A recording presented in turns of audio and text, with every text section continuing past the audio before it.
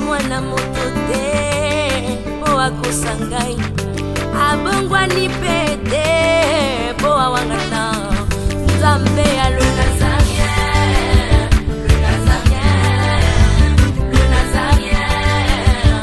David Nzamba ayebana kitoko koma mokondima atako babakolaki mafuta na mosakolima lelo yayo bolingo ebateli le Nazarien lipamboli oyo emonanaka te mpeni mama kantelobi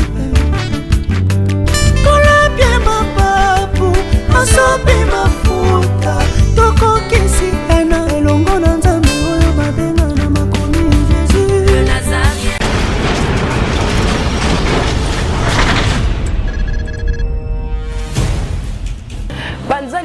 Panza Lisolo yo muto zui événement où le 13 novembre na 21h. Le 13 octobre où le kaki ezalaki anniversaire ya les Nazariens.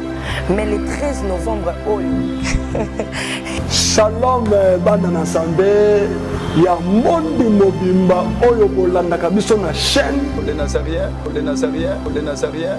Tikana fongola bino le 13 novembre 2016. Journée ezaka moko kande boyo kana. Bana na Nzambe. Ezali mokolo ya mbotama. Hein? Ya leki na bino. La sœur Tufani Mokwa. Ez anniversaire ya.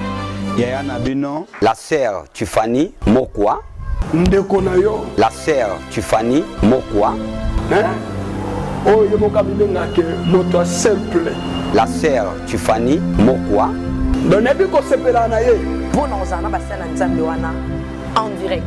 Le prophète Josué le 13 novembre na kozala wana ngai pe prophète Boaz na kozala. Ponga prophète dada na kozala. Na anniversaire oyo et tozi occasion to kozala ensemble mokolango. Le 13 novembre na 21h juste. Bana ya France, Italie, Angleterre, Londres, bino nyuso bolandaka biso na lobi na 21h, na 21h. Olenge prière en direct. Belle France en direct. Prophétie basakoli bakosakola en direct pe tokolimbola bandoto en direct. Nyonso ekozala mokolango wana en direct.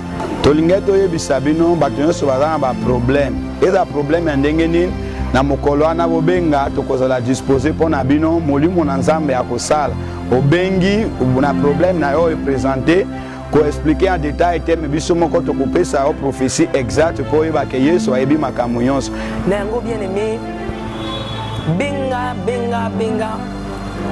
na ba numéro ozomona wana eza sur WhatsApp obengi na Facebook Tiffany Mokwa na Messenger na ba imo na ba réseau nyonso yo yebi wana pona ozana basana Nzambe wana en direct. Qui sait parfois le 13 novembre et à Mukola Lobiko na et à Mukolo Nkola Lobelo en direct. Basen Nzamba na ba Rosakola, le prophète Dada Olbia Rosakola en direct. Le prophète Joshua Lobi a Rosakola père Rosambe la ba guérison miracle salema en ligne dans temps au bengi Nzambe tellement yebio. A robeta listolo na yo.